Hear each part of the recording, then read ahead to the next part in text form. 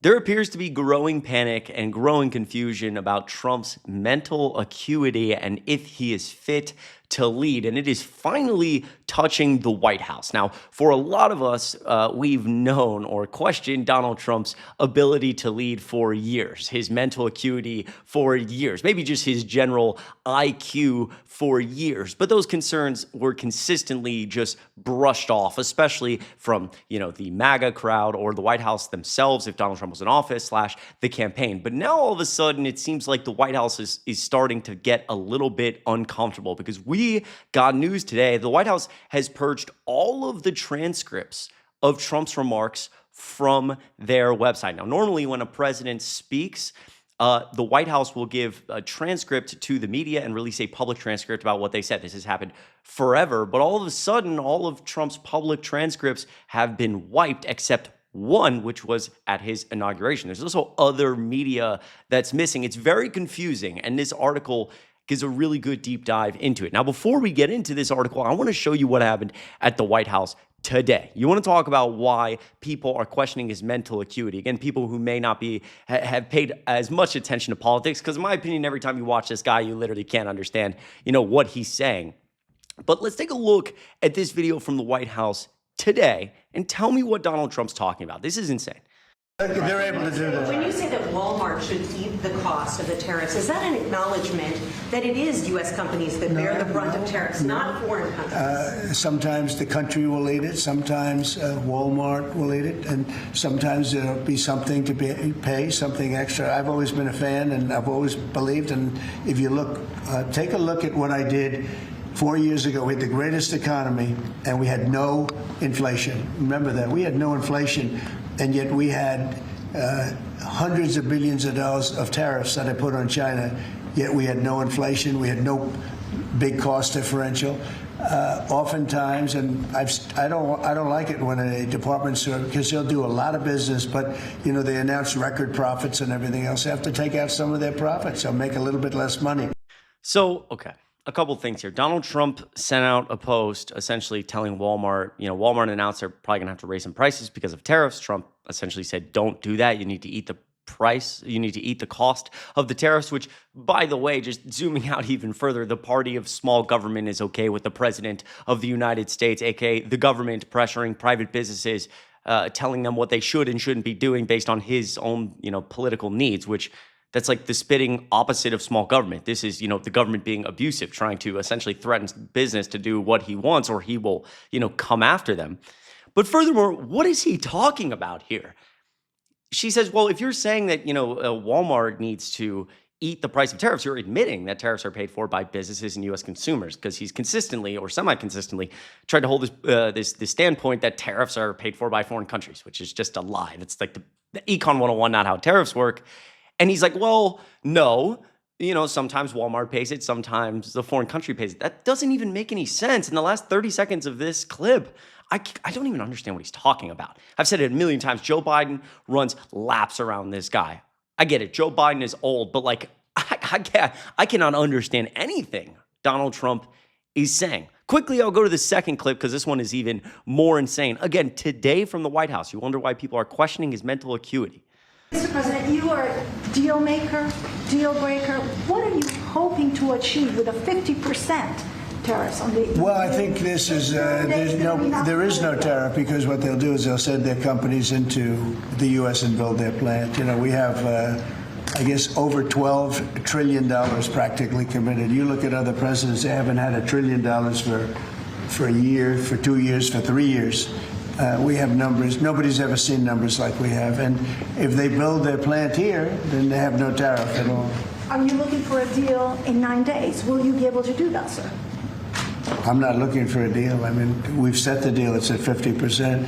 Wait, what? This, again, makes no sense. Donald Trump sends out a true social. He says the EU, the European Union, is treating me very poorly they're hard to negotiate with. So I'm going to set a 50% tariff on the EU, just kind of out of nowhere. Which again, you wonder why like the economy is really starting to struggle. It's because there's no consistency here. The tariffs are at 0, then they're at 10, then they're at 50, then they're back to 0. Then Donald Trump just does, the White House just caters to however this guy feels on any given day. He just got annoyed with the EU, so he slapped a 50% tariff, which could be the difference between a business making money and a business going bankrupt, right? That's a massive tariff.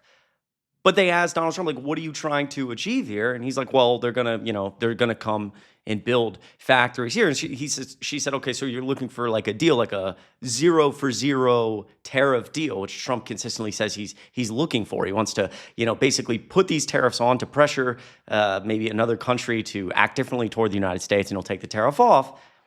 And at the end, he's like, no, I'm not looking for a deal. It's 50%. Well, what are you doing? If the tariff is for 50% to move the businesses here because they're treating you poorly, I assume you do that because you want them to change their... It's so confusing. Like, again, it should not be this hard to understand what the president of the United States is talking about. And again, you talk about like what all of this has an effect on. The questions of Donald Trump's mental acuity, what he's talking about, his consistent inconsistency.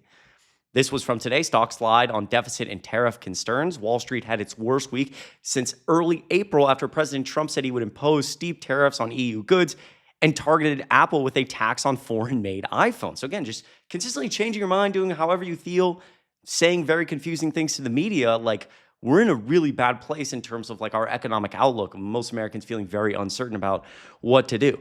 And so I wrap this all the way back to the original article, which is White House purges transcripts of Trump's remarks from its website. The White House told NBC News it has decided to only post videos. There still is one transcript remaining online, however, which is Trump's inaugural address. And we read, the White House has removed official transcripts of President Donald Trump's public remarks from its government website, replacing them with selected videos of his public appearances. As recently as Sunday, transcripts of Trump's speeches and comments were still showing up in the remarks sections of whitehouse.gov. For reference, today is Friday. The next day, Monday, they were gone. Snapshots of the site from an internet archive show. The only transcript appearing now is Trump's inaugural address on January 20th. The idea behind the move is that people will get a fuller and more accurate sense of Trump by watching and listening to him, as opposed to reading a transcript, which they may not be inclined to do anyway. This is a Trump official agreeing to speak anonymously. And he also says the video, switching to audio and video of Trump's remarks was intended to create consistency across the website. But here's the thing, though. That doesn't make any sense. And it doesn't make any sense for two reasons. Number one, the White House and presidents have been releasing transcripts forever because it's net positive over net negative for them every single time, especially for if you say something at a press conference and the media starts saying, you might, they might take something you say out of context, or, say you said a word that you didn't say. You can point to the official public transcript and say, no, this is the exact quote, which historians mention in this article. Number two, it's important because it gives us an actual text document of history going on with the president of the United States. Some would say that Donald Trump maybe isn't doing this because if you're committing crimes consistently and talking about them on camera, it may not be beneficial to have an official, text log of those in whitehouse.gov that anybody at any time, any prosecutor can go back and look at, right?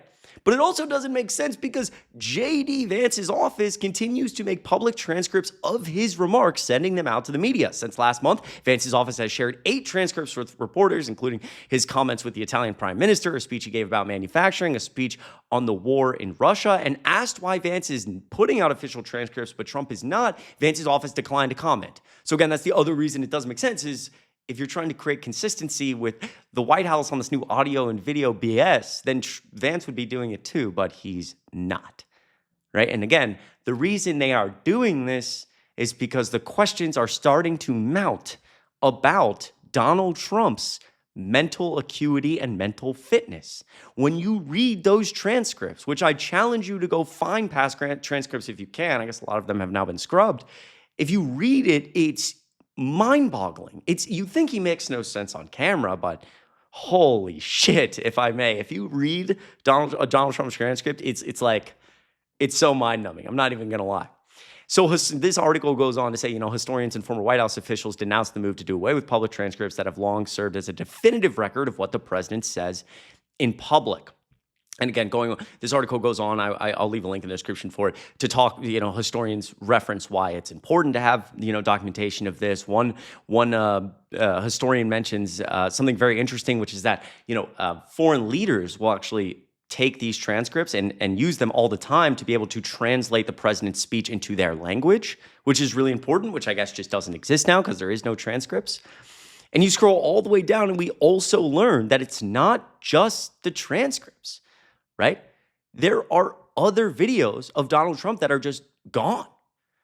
Some videos of Trump's appearances are available on the White House's website. Many are not. The site shows, the site shows 10 videos in April, including events with Ohio State University's football team, the Los Angeles Dodgers baseball team, the Eagles, etc.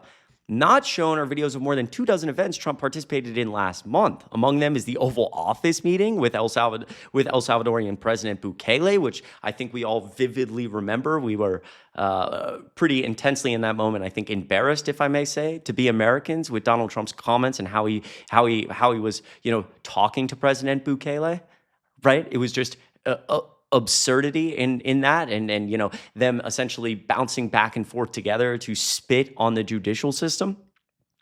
In the meeting, Trump said he wanted Bukele to take in as many criminals as possible. He also talked about in this meeting, having U.S. citizens who are criminals be sent to places like El Salvador. But all of a sudden, that transcript and the video are gone. And you have other interactions with the media that are gone. Q&A with reporters on April 17th covering issues involving a school shooting at the Florida State University. Quote, "The gun doesn't do the shooting, the people do," he said. Some on Harvard's tax-exempt status, which is obviously, there's a lot of news surrounding that right now, even today. Quote, "I think Harvard is a disgrace." So again,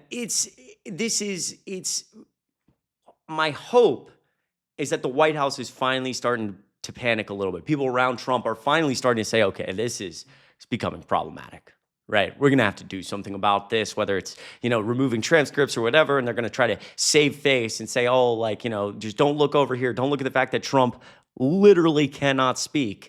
Makes no sense. Again, a lot of us have known this, but for the average, maybe, I don't want to say average person, for someone who's not a nerd and just pays attention to politics all day, they don't want those people to be able to see. And so I really hope, if you could, you share this video, leave a like and subscribe too. Share it with a friend or a MAGA family member and say, what's going on here? And the question I would phrase to them with all of that, everything I just said, this is supposed to be the most transparent administration in history. I pulled this up on whitehouse.gov. We've heard this a million times. This is an article from February 23rd, but most transparent administration in history shows up 1 trillion times on whitehouse.gov because that's all they talk about. The past administration, the Biden administration was hiding all this stuff. Well, clearly not, right? Because now we're just scrubbing past events of Donald Trump, which is really not only disgraceful, but dangerous for a variety of reasons. We need to make sure we're saving what Donald Trump is saying. Videos are being recorded consistently of what Donald Trump are saying. Someone else, maybe we should start, groups to start, typing this stuff. Because again, if you are committing, he is actively talking about committing crimes on camera, pushing us toward authoritarianism. And we need to make sure we save that for the history books, whether it's 5 years, 10 years, 20 years from now. So I'm going to leave it right there. I really appreciate you watching. I apologize. My camera may be a little bit different, having some technical problems today, but wanted to make sure that I got this video out because I thought it was really important. So if you, again, enjoyed, leave a like, click subscribe if you could. I'll leave a link to this and some of the videos down below if you want to check them out, do your own research. I always, obviously, encourage that. And yeah, I hope you enjoy. I hope you have a great rest of your day today, and I will see you in the next video.